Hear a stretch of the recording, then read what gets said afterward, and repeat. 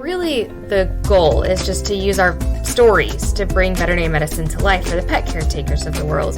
And we're doing it because we believe that educating these caretakers is the most powerful thing that we can do to improve the life quality of all of the pets that we love. Hey everybody, it's Dr. Natalie Keith. Dr. Tracy Trussell. And this is Vet Tales.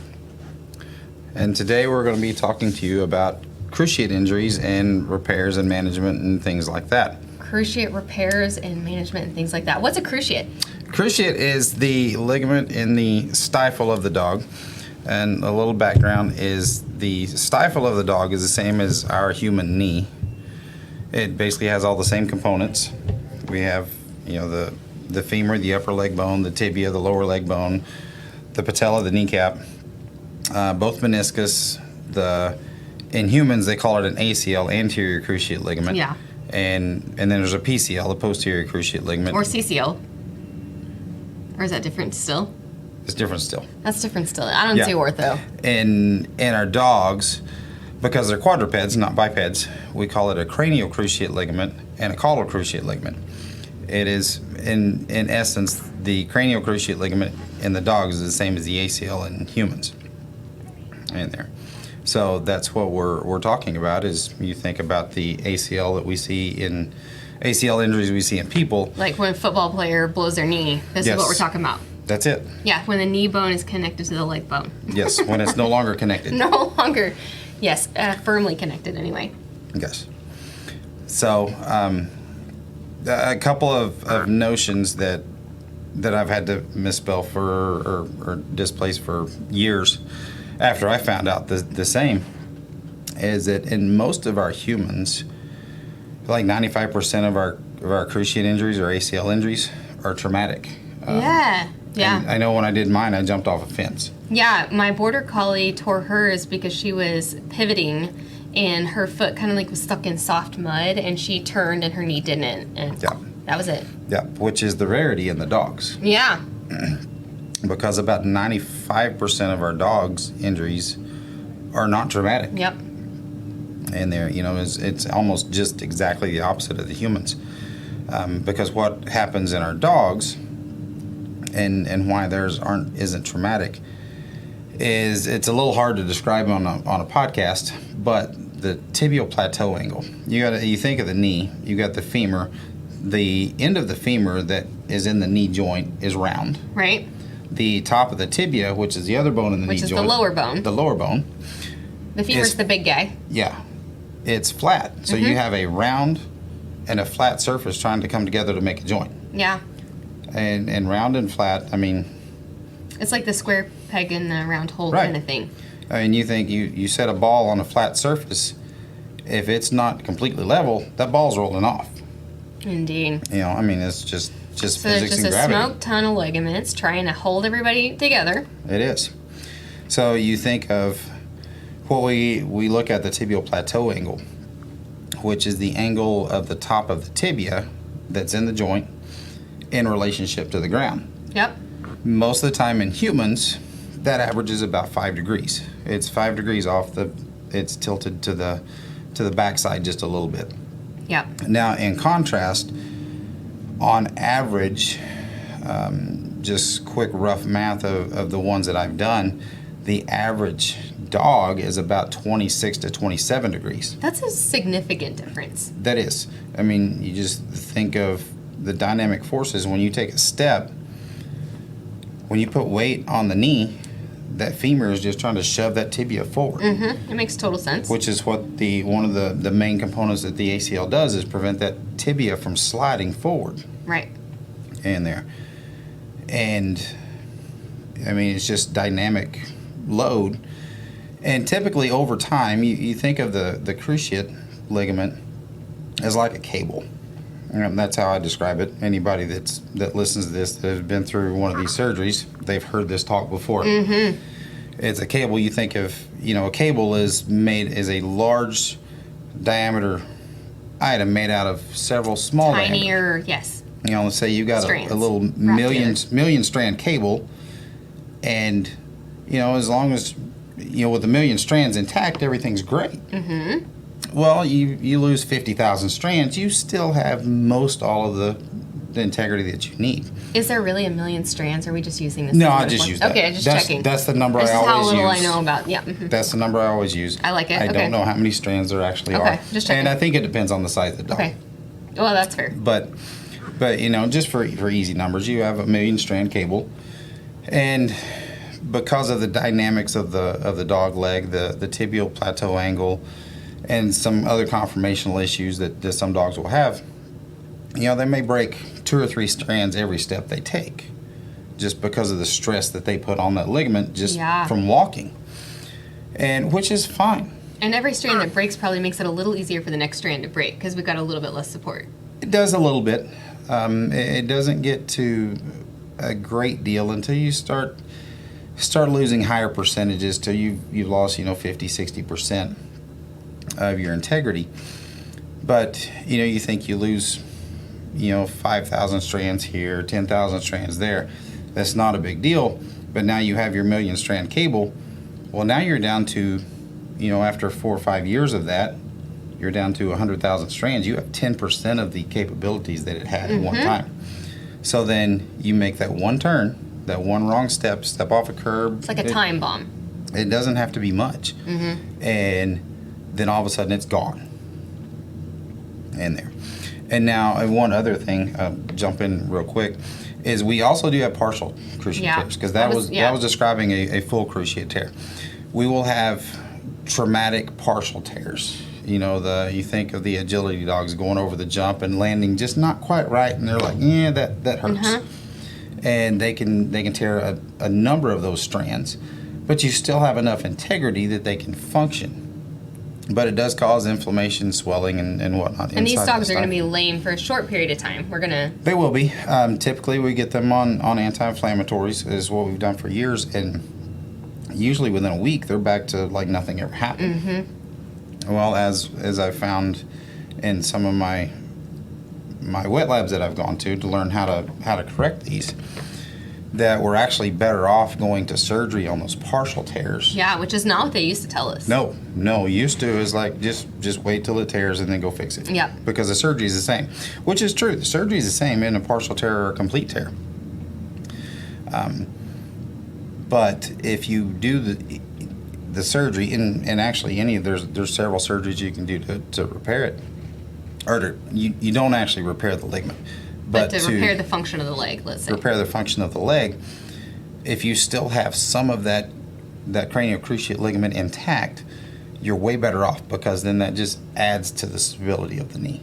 Okay, so you try to salvage what you got left, because it's not like you're replacing the cable. No. You know, so if you can fix the functionality of the knee before the whole cable is gone, yes, then you can provide additional stability and decrease long-term side effects in this dog, like arthritis and joint disease. Yeah, because they've tried, you know, I'm sure a lot of people on here have had or know of somebody that's had an ACL injury, human, and I know on mine, they took a piece of hamstring ligament, went right through exactly where the ACL was, put a new ligament in, and everything's fine. Yeah.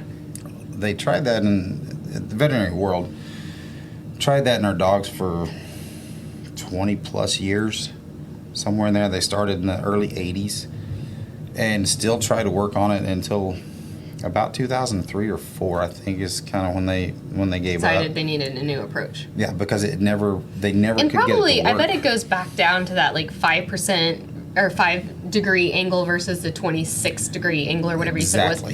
Yeah, it's just too much. There's no way for that knee to heal with that amount of pressure on it. Right. Yeah, they couldn't find anything to go in there that would do the job. They tried nylon. I think some of them even tried steel cables. Yowzas. And, you know, and then part of the patellar tendon, the hamstring tendon, like they do in us, and they'd look back in a year, and they're right back to where they were to start with. And just couldn't hold the pressure. Yeah, the knee was in the same shape or worse, because now you have all the arthritic changes that came with it. Would I be correct in saying that the anatomy of these dogs that this is largely happening to, you know, is the reason why that they're blowing the cruciates in the first place is because of the way that their anatomy is made. So then you're trying to replace a new cable, let's say, but the anatomy that's causing too much pressure on that cable to begin with is still the problem. So right. Yeah. We didn't fix the problem. Right. We didn't fix the problem. Yeah, okay. Look at me learning. I don't do orthopedics. I think I'm going to say that. I'm going to try to say it 7 times throughout the podcast. Yes. I do internal medicine, so I'm learning with y'all. It's great. Okay. Now, on the other side of that, I don't do a whole lot of internal medicine. We can't do it all, Chief. You know? No. Got to pick our lane. That's why we need teams. Yes. Okay. Teams. So that's the what of cruciate disease. Let's give us the who and we kind of went over the why, the what and the why, but who's the who? Who is kind of the poster child for this is your 4-year-old, 60-pound, fairly active dog. Yep. I mean, that's the poster child. That is the poster child. Now, can it happen in any dog? Yes. It happened to my dachshund. You remember that time and you stabbed yourself in the wrist with the scalpel? I had to pull the scalpel out of his wrist. Yes. It was, I had a little dachshund. I don't even know how she... wait, guys, there goes Dr. Estep sneaking in the background. That was awesome. She doesn't know we're Facebooking and podcasting. Sorry, podcasters, you could not see it, but it's really funny because she was sneaking. She was tiptoeing. Sorry. Anyway, I digress. I don't remember how my dachshund blew her cruciate, but I do remember we had to fix it late one evening, like after hours, and that you stabbed the scalpel blade into your arm, and I had to pull it out and then bandage your arm, and then we still had to finish the surgery. Yes, yeah, we had to finish the surgery. I was the only one there that had ever seen the inside of a knee. What's that word for needle phobia? You should know. I don't know, but I have it. But you have it.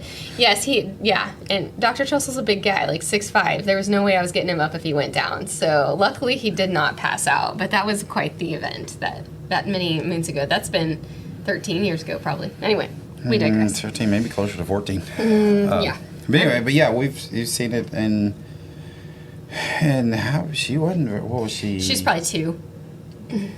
My border collie was 2 when she blew her cruciate. Yeah. So. And what was Cheyenne? Was 10 pounds, 12 pounds? Oh yeah, she's a bit bigger than that. I would say probably 15. 15. So, yeah, and I did do. I think it was a Yorkie, a bigger Yorkie that was like 8 pounds. Yeah. That's about as small as I can go for the equipment that I have. Oh, fair. Which we'll get to that later. But I think I had a Mastiff that was 168 pounds. There was Yankee. Yankee had 2. He's a very, very, very overweight, and not as overweight now as he was then. No, we made great strides for Yankee. Bloodhound. And he was right at 140 pounds, I think, when we did it. And he blew both cruciates at the same time and could not stand. And Dr. Trussell, literally, this is true story, can't stand. We think maybe he's gone down his back. Then we realize that, no, he's blown both cruciates. Dr. Trussell takes him in, does bilateral, meaning both knees at the same time, TPLOs. That dog got up and walked the next day, and we all cried.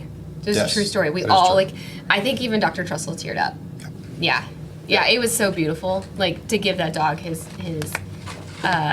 mobility back. Because these owners, they're older and not able to lift a 140-pound dog. This was life and death for this dog. Yeah, so it was. It was. We videoed it. I can still play it back in my mind like it was yesterday. And that's been 3 years now.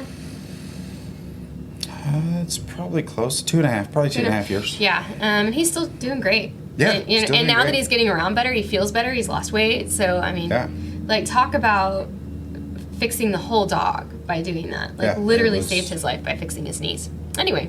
Yeah, it was crazy. It was beautiful. Anyway, so there we have the spectrum. We've got these 8-pound Yorkies and we've got these 140-pound bloodhounds. Yeah. But most of the time, I've seen it, and 4 to 5 is the average. I've seen it as young as 6 months. I've seen it as old as 14. Yeah. So. And that's a lot. I mean, and your approach will vary widely depending on those signalments and what your options are for how to manage it, which we'll also get into. But usually it's these young-ish, 4 to 6-year-old, 50 to 70-pound dogs. Yeah. And tell them the fun part about this. Or should I? I don't know. Yeah, you tell them.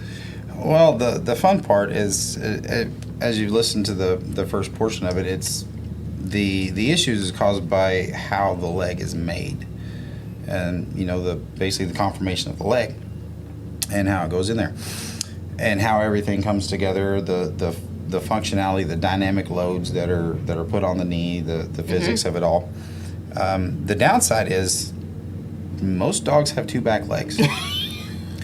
Yeah. And if they have the genetics in one leg, those genetics are the same in the other leg. Yeah. And because it's typically not a trauma injury, about 80% of the time within a year and a half, we're working on the second leg. Yep. Yeah, 18 months, 80%. Yeah. Yep. So just about the time you lick your wounds from the first bum knee, Yes. we're back to bum knee number 2. Yes. And The good news is they only have 2 back legs. Yes, they only have 2 back legs. So you do it twice and you're done. Do it twice and you're done. Okay. One of the oddest ones and hardest ones that I had to tell the owner was I sent a dog home on Wednesday. No, did surgery on Wednesday, sent him on Thursday morning. Owner calls up right before we closed Thursday and said, he's limping on the leg. Okay, yeah, we just did surgery on it. No, he's limping on the other leg. Yep. Brings him in first thing Friday morning. He has blown his other cruciate the day he goes home from surgery for his first one. Gosh. That was heartbreaking. That hurt a little bit. Yeah. It's just because they are the time bombs. He might have made it another year without the other one going, but yeah, there you have it. But yeah, he made it one day. Yeah. I mean, and there are those dogs that have those partial damage to the knee, and they do recover, but it seems like that typically within not very long, they go ahead and blow it completely in your back where you started. Yeah, and a lot of that depends on how much damage has happened. Right. If you've damaged 30% of it, you're still going to have the pain and inflammation, but they're going to rock on for a while. Yeah. But if you at one time damage 75% of it, yeah, they're not going to make it as long until it's a full tear. Yeah. So let's talk about how you decide, diagnose these dogs for us. Oh, wait, I know how I do it. Can I tell them how I do it? Hang on. You cheat. Yeah, I look at the dog, and I see it's got this classic toe-touching lameness on the back leg. The history is classic, where the dog gets up, it's super, toe-touchy when it first gets out of bed, and then it, seems to be fine for a while, and then it gets worse, and then it seems like it's been getting worse over the past couple of weeks, and I thought it would go away, but it didn't. And then I go, Dr. Trussell, I think this dog blew a cruciate. Can you help? And then you can do the rest, and then that's great. Yeah, it's odd, and I've had a few clients question me about it, of how you diagnose it, and it's just with physical exam, really. Yeah. And I've had several ask about CTs, MRIs, which is really common in human medicine. It's common in human medicine, and if you actually get to know and talk to a few surgeons, it's not as cut and dry as they make it sound on the human side. But again, it's a totally different species with a whole set of different anatomy, right. So it's... Right, and our knees typically are bigger than the dog's stifle as far as a joint size. Yeah, fair. Especially yours, yeah. Yeah.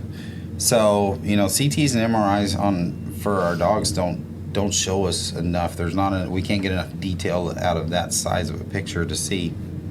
So very, very rarely. I don't even know. I know the surgeons that teach me, they have the machines there. I don't think they have that as part of their diagnostics for a cruciate tear. It's more to prep for surgery. More to prep for surgery. And of course, they do a lot of other orthopedic surgeries, True. Back surgeries, things Fair. like that. I think that's more of where it comes in. Yeah. But, I mean, basically the diagnosis, I'll use 2 things, really, to diagnose it. And that's one, my eyes. I want to see how they walk. Yeah. And how they sit. It's wildly informative. Yes. I'm seldom wrong. Just from me watching the dog, taking the history, and assessing the situation, I would say I still have 95% accuracy. Yeah, I mean, our technicians and assistants had seen it enough. Yeah. Several years ago that they would see one walking in the door and come to me and is like, yeah, I think you have a torn cruciate up there. It's what the dog's walking like. Mm-hmm. And, yeah, it's kind of classic. And they're very seldom were they ever wrong. Mm-hmm. But I watched them walk and then just put that leg through a range of motion and see, like, try to slightly hyperextend that stifle. When you do that, it is incredibly painful. And if you're not sure, you know, because, I mean, you don't want to really crank on it. I'm a big guy. I can make any dog stifle hurt if I want to. Yeah. Okay, so Fair you know, point. you don't really crank on it. You just put Pressure. Get it to extension, then just a little bit of pressure is all you need. And if you're not sure, you know, if I'm not sure, is it really painful, or is the dog just not letting me messing with the leg? I'll do the other one, the one they're walking normal on, and typically there's a difference. Yeah. And then the other thing that I use is what we call a cranial drawer sign, where it is, I take, depending on the side of the leg, you know, we'll say we're doing a right leg. I'll get behind the dog, put my left hand on the femur, index finger on top of the kneecap, thumb right behind the back of the patella, or the back of the femur, and grab the tibia with my right hand and just try to slide it forward. Just to, you know, it's not a normal motion for that knee. It should not move forward. It should not move forward. And if it moves forward, and depending on the size of the dog, there's measurements and things like that I don't remember what they are. I knew them at one time, but I know how much they can move based on the size of the dog, and that's a diagnostic test right there. If you have a good cranial drawer sign and pain on extension of the stifle, they have a cruciate injury. Now, is it complete or partial or a strain or a stretch? We don't know until we get in there. But there's enough of an injury. We've got to go look. Yeah, exactly. I mean, the correction plan would be the same for all of those things. Yes. Unless they just, like, you know, we sprain an ankle or whatever and you get over it. But usually these dogs are coming in after that normal window of time has elapsed. Yeah. And a lot of times what I will do on those weird, like, in the middle ground cases is send them with a week of anti-inflammatories. If we're still lame in a week, this is not just a simple ouchie. Right. Yeah, and I've done that on a lot of those that are just, because not all of them are cut and dry. I mean, it's not all black and white. Yeah. And I've done that and felt, I'm like, yeah, it may be there, but I'm not sure. We've got a lot of swelling in the knee, so let's get that out so we can better assess it. Yeah. I'll send them home on a week's worth of anti-inflammatories, come back, all the swelling fluids out of the knee that shouldn't be there, and you're like, oh, yeah. Okay, now we here can go. tell. Because sometimes the swelling is just, everything's too taut and poofed up. Yeah, I mean, that's the body's just trying to stabilize the joint. That's what it does. Yeah, it's a clever little body. Yes. So tell us about the x-rays. Where do those come into play? The x-rays for me come into play twofold. One, and especially like my preliminary x-rays, because a lot of them I will take the day of diagnosis, not to diagnose the knee. I mean, there's some signs in there that will help us diagnose a cruciate injury. But my biggest thing I want to look for is what kind of arthritic changes do we have in that knee. Make sure we don't have a fracture in there. Make sure, sadly I had this, didn't pick it up initially till after we did surgery. I had a dog that the reason he tore his cruciate was because he had a bone tumor in his knee. Which is super weird because it's, it's not supposed to be in the knee. No, it's not. That's typically not where it's away from the knee. So that one is, that one still sticks in my mind. But looking for other issues, making sure we don't have other issues to go along with that knee that we have to look at addressing. Make sure we didn't have a chip fracture or fracture the tibial crest, anything like that. Tibial crest avulsions. Yeah, tibial crest avulsions, a patella fracture. Looking for other, that's the biggest thing I use my preliminary x-rays for, is to look to see if there's any other issues that we need to address as we're going to repair this. Yeah, that would change your plan. Yes. But then you take specific x-rays at the time of procedure to do your measurements for the correction. Right. So let's just talk about let's assume this dog's got to go to surgery now. We've talked about the fact that there are several surgical approaches that are done. They all have their pros and cons, but since we're at Northside, let's talk about what we do. Yeah, there are several options, and I will say that that every option has some validity in specific cases. Right. I did one type of repair here for a long time. The lateral suture. The lateral suture that still has some validity in some cases. Very rare. I'm finding it less and less. But there's still some, and our surgeons, the little guys bitty dogs, right? Yeah, the little bitty dogs. But yeah, the guys that taught me how to do my TPLO surgery, they still use it from time to time. You know, they'll say once or twice a year. And you have to think, once or twice a year, these guys are seeing 3 and 4 of these surgeries a day. Yeah. You know, so it's limited. But not completely obsolete. No, not obsolete. There's a CBLO, which is a different type of an osteotomy. I've talked to a few surgeons that aren't a fan of that. It seems to put a lot of extra strain on the patellar tendon. Okay. Classmate of mine doesn't like it and doesn't do it for that. It sounded great because it doesn't get into the growth plates. You can do it on the younger animals. Oh, okay. But he started seeing some issues with the patellar tendon, tibial crest, stuff like that. So, okay. So not a huge fan of that, but it still has its calling in there. There's a tibial tuberosity advancement, a TTA. Yes. So that got big for a little while. There's some background on why it was bigger than the TPLO for a while, but I won't bore you with the details on that. We won't remember anyway. Yeah. That seemed promising, but that again was putting a lot of strain on the patellar tendon. But like I said, there's times that's the proper surgery to do. You know, it's minimal, but there are times that's still the best option. And then we have the TPLO, or the tibial plateau leveling osteotomy. Everybody remember way back when, about 22 minutes ago, roughly, probably. Yeah.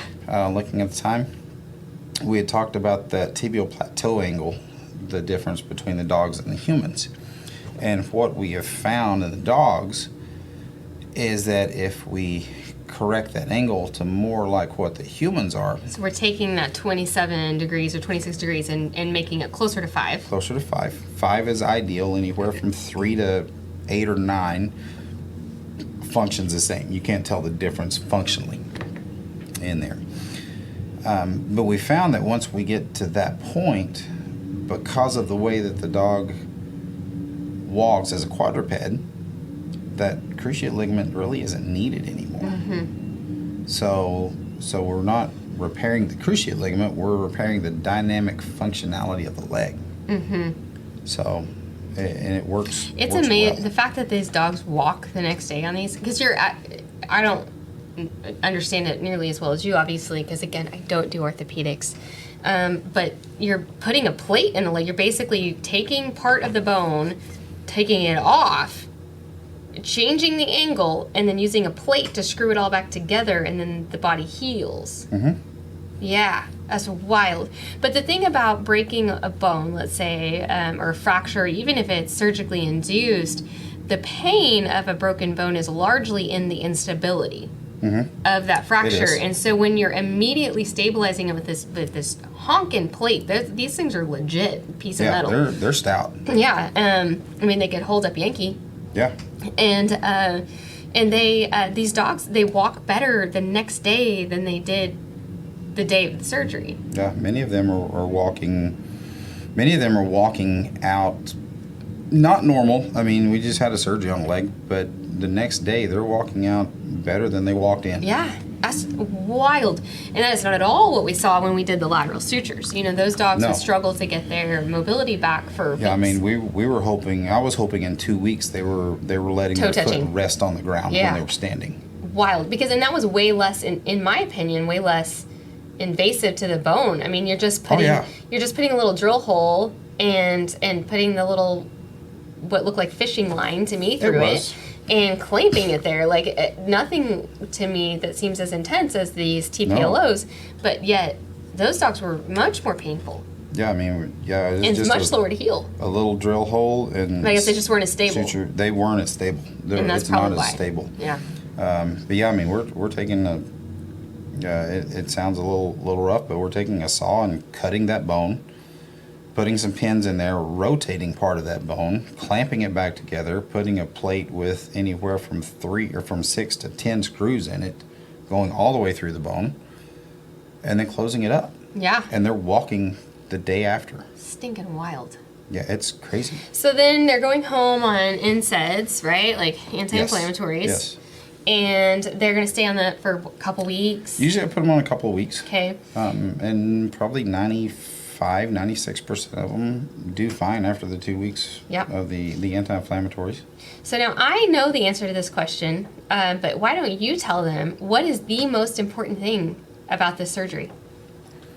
The most important thing is the 8 weeks after surgery. There it is, the aftercare. Yes. It's critical. Like if we don't take care of these dogs post-op, then we can re-damage everything. Right. And before, with the lateral suture that I did before, if they tore that suture, okay, we go in, we put another suture, not a big deal. These now, we're doing a whole lot more to the bone. Yeah. I mean, we're cutting that tibia is cut into 2 pieces And then in surgery. Yeah. Mm-hmm. And then we're putting this big honking plate on there. To hold it back together. To hold it back together. That's the only thing that's holding this dog leg together. I mean, that in and of itself for at least the first 4 weeks. I mean, there's not enough healing to have any kind of stability. Yeah, bone regrowth takes a while. Yeah. So, I mean, that plate and those 6 to 10 screws, that's all that's holding this leg together. So, luckily, it is a big plate. Those are big screws. They're stout. Everything has a lot of rigidity to it. Yeah. The problem is if that fails, if it has a catastrophic failure, it is a catastrophic failure. Yeah, I there's mean, nowhere else to go. You have nothing left to, because I mean, if you rip that plate off, rip the screws out, you have no bone left. Yeah. I mean, we're not to freak covering- everybody out, but kind of to freak everybody out, because like you've got to take this seriously. The surgery is literally amazing, but you've got to do your work after to keep these dogs leash walked, cage rest. Right. We do laser therapy. Not everybody does that, but we have found great success with post-op lasers. We did it, especially when we were doing the lateral suture. It cut my healing time. Yeah. My recovery time from surgery to walking normal down by a third. Mm-hmm. And I think it expedites our healing process in the TPLOs. And makes them more comfortable in the middle. They're more comfortable in the middle. I don't know that they're walking any better, in the time frame. Yeah. But I do think it expedites the total healing process to where, and thereby we get to decreasing the end. getting through that faster. risk window of damaging the surgical repair. Yeah, and the risk window, as odd as it sounds, the worst part, the highest risk in this surgery is 4 to 8 weeks post-surgery. Because everybody starts feeling good, everybody gets a little lax. Like, I mean, did he really mean 8 weeks? And the answer is yes. Yes. We really mean 8 weeks. Yeah, we have a whole booklet that goes home with everybody that has the surgery to like reinforce like the post-surgery care of these dogs. Yes. And they're not cheap. We won't really say how much they are because if you're at a different clinic, it may be different. But it's an investment in your dog's health, and so like you don't want to waste that money either. Like usually by the time people are committing to the surgery, like they're all in. Yeah, they're committed. Yeah. Yeah, I mean it's at least 2 or 3 good car payments. Yeah, I mean depending on your car. Yeah. Yeah, I mean it's at least 3 good truck payments. I don't want to talk about truck payments. I understand, but Yeah. but I mean but you guys get the idea. Yeah. It's not cheap. It's not something that you're gonna quit drinking Starbucks for a month and afford it. Yeah, right. Yeah. It's I mean it's an investment. And yeah, so yeah, you want to take it seriously for your dog's health, for your mental sanity, all that stuff. So the Dr. Trussell doesn't cry whenever you ruin the surgery because you didn't listen to the post-op care. Yeah, it's. I mean, the first. Wait. Although I can't say that we've really struggled to, like, most of the time these owners are extremely compliant. So we've been very fortunate to not have catastrophic failures. Yes. We recognize the potential in it. It's like wearing your seatbelt. Like, you wear your seatbelt because you know if there's an accident, it could be catastrophic. But luckily, we haven't had to actually use our seatbelt. Right. Yeah, and I, knock on wood, haven't personally seen a catastrophic failure in person. The guys that were teaching me, of course, They drill it into you. they drill it into us because, that's all they do. And they see the problems Yeah, of course. in there. Because they're seeing the worst of the worst. General yeah. practitioner goes through the surgery, and now the surgery doesn't work. Well, it fails, something like that. You say general practitioner, but you're in a very small percentage of GPs that can do the surgery. Right. So, Right. let's be clear. But I'm not board certified. No, and Those you're guys not are. orthopedic only. You're Right. still, in GP. Those guys that's their wheelhouse. If anything that we do, the guys out here that aren't board certified doing these surgeries, run into something like, I don't know how this happened, this went wrong on the surgery. How do I fix this? We don't know. That's when we send it to the guys. And so they get to see a lot more of those. And then of course they're at teaching hospitals and stuff, so they got to make the slideshows, the PowerPoints. They've got to cover it all. Yeah. Right. And so they see it, so they have the pictures of it, and they do avoid it if you can. Yeah, they do harp on us because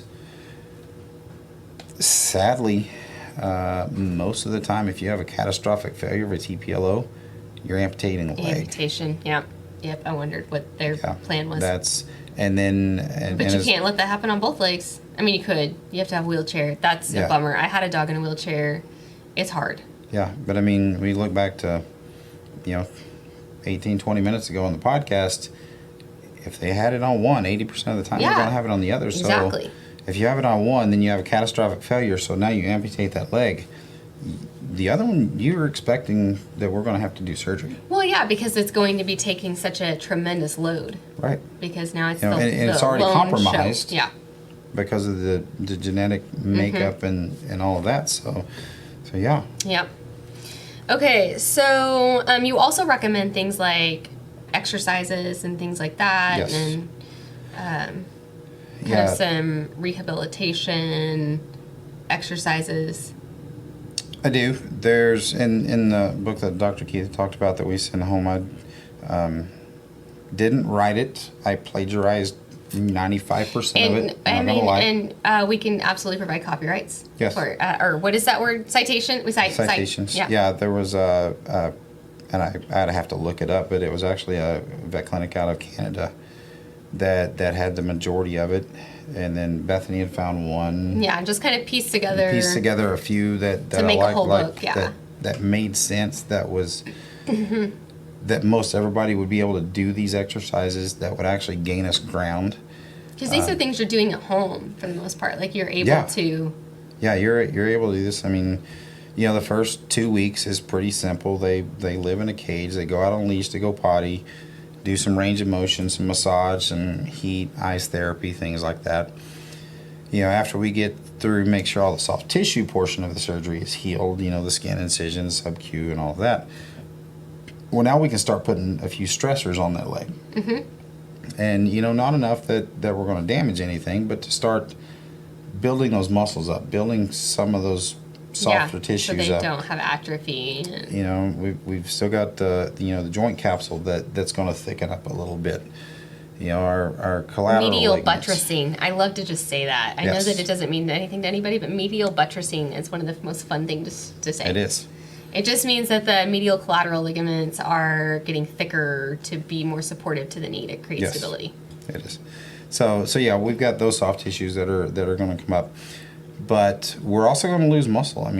Muscle atrophy is a real thing. Anybody that's it can happen fast. Been through an injury, the muscle goes away in a hurry. Yeah, when Max had his hip surgery, it was wild. And then that's why we brought in the laser, actually, was to try to help him start raising his leg and regain motion. And it was amazing. Yeah, it did crazy things. But you can kind of figure it on for every week that they're losing muscle, you've got at least 2 weeks to bring that much muscle back. Mm-hmm. So, we see them probably on average, the first time I see them is a month after the injury happened. So we've been losing muscle for 4 weeks. And then by the time we get everything situated, be able to get on the schedule, everybody get everything at the house ready, we're usually a week to 2 weeks post that. So now we're 6 weeks. say 6 weeks out. Well, that's just before we get to surgery. So you got 12 weeks just to replace that muscle. Yep.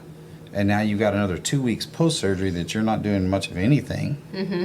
Yeah. So now you add another 4 weeks to that. And then the next 2 weeks is kind of hit or miss. You're going to probably a week for a week on that. Yeah, kind of wash it. Getting to use there. So, and then the last 4 weeks of the program, of the 8 weeks in there, you're actually trying to build muscle. So that's kind of where you start. So you're 4 weeks post-surgery before you start building muscle. And so you're 10 weeks from the injury till you start building muscle. So you double that. Weeks, That's 20 weeks to get all this muscle back. Mm-hmm. Not to say that you're babying them the whole time, but just like that's just to put it into perspective of how long this healing process really is taking on a systemic level. Yeah, and that doesn't mean that they're not functional until they get to that point. I mean, typically at about 10 to 12 weeks, they have enough muscle back up. They didn't lose as much. We used to lose a lot of muscle on the lateral suture. Yeah. Because they wouldn't use the leg at all for 2 to 3 to 4 weeks. Yep. With the TPLO, at least they are walking on it when they go outside to go potty and things like that. So we're not losing as much initially. So on the TPLO, by the time they're at 8 to 10 weeks, they're usually good to go do whatever they need to. As soon as we see where the osteotomy has healed, where we cut the bone, that the bone is healed, the surgery itself's done at that point. It's just about it's getting all back in healed. shape again. It's set. We just got to get the leg back in shape. So it'll be ready whenever the next knee needs to go to surgery. Yeah. Sorry. That's not at all funny if you're an owner of one of these dogs. So. No. Anyway. Speaking of, is there anything that people can do to prevent this, or because people are like, what did I do? Or if you are the owner of one of these dogs, you're like, is there anything I can do to prevent it? Or is it just kind of, again, the time bomb and it just is what it is and it's nobody's fault and it's just the cards you were dealt? Yeah, it's just kind of the cards you were dealt. Okay. No guilt. No guilt. One thing. Preventing obesity, I suppose. Yeah, preventing obesity is a big thing. Because if the dogs are heavier, that's just more pressure on it. Right. Is all that it is. One thing that it won't help it to not have the injury, but would help in recovery, is if they swim a fair bit beforehand. They cannot swim after surgery for 8 weeks. Okay. And they're just because there's no pushback, and as they're swimming, they can cause some issues with the surgery with that big snap. And interesting. Okay. Yeah, I thought that was odd too. Good to know. But they say note to self. Not until that osteotomy is healed, you don't swim. Interesting. But swimming, as a general part of exercise, it builds back muscles, builds leg muscles, builds hip muscles. So you already have those there. You have a lot more core stability, which helps in the recovery. Mm-hmm. And then, like I said, so stay in shape, eat healthy. Yeah. Yeah. That's about it. Solid advice. It's, if you have a huge tibial plateau angle, then there's a good chance you're going to have a cruciate tear. Yep. All right. There's not a whole lot you can do about it. There's not a lot except for get help when you need it, and also pet insurance. Yes. That's what you can do to prevent the ache in your pocketbook. Yes. Is to get pet insurance before your dog blows his knee. Yes. So. Yeah, and there are, I heard one of our clients come in the other day that said that they'd called a couple of insurance companies, and the dog hadn't had a knee issue yet, but he was like a year old, probably 16 months old. I think he was here for his first round. And she said there was 2 of them that would cover everything except knee injuries. Yeah, so there's a lot of them, that won't cover certain breeds for knee injuries, and there's some of them that have a really long wait period, like a 6-month wait period on knees. Like you have to have insurance for at least 6 months before they'll cover a knee. Right. And so those are things that you need to be checking those policy details on for sure. But most of the time, if you get your insurance on a puppy that's 8 weeks old and you're making sure they don't have breed exclusions, if they have breed exclusions, you need a different insurance company, in my opinion, which, whatever that's worth. But yeah.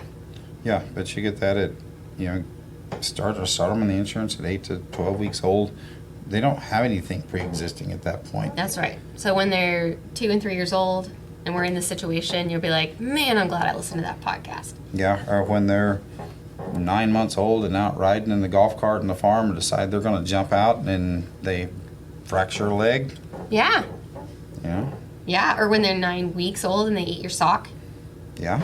Anyway, there's a list of reasons. But, okay, we are kind of at max capacity on our podcast time. I need to throw in one more thing in there because I know a lot of people will talk about knee braces. They do that for humans. I know Dolly playing football. Yeah. We bought the quarterback club, the booster club, bought knee braces for all the linemen to help protect their ACLs. Interesting. Yes, they do make braces for dogs. I will recommend them when a dog is not a viable candidate for surgery. Got it.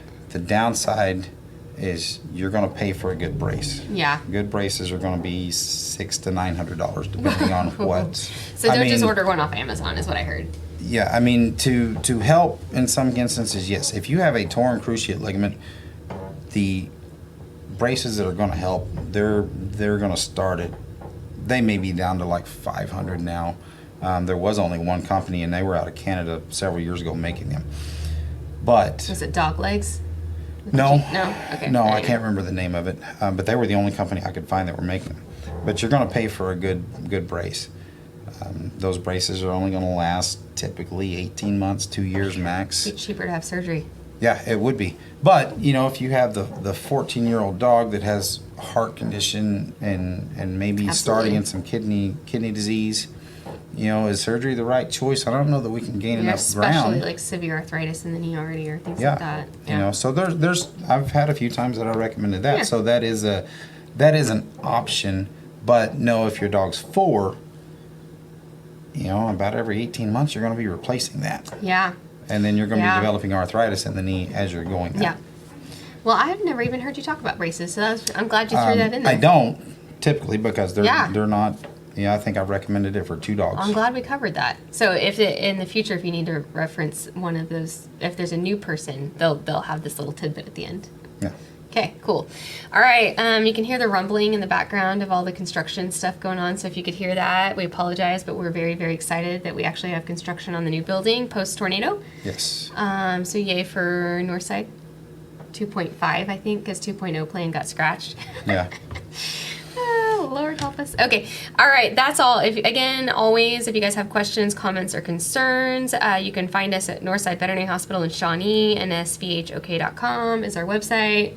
And we're here to answer all the questions. If you're on Facebook, of course, you can always comment there, and you can comment on the podcasts themselves, and we will read your comments and your questions and answer them. So we're just here to help. So if you need us, you know where to find us. All right. All right. Bye. Bye.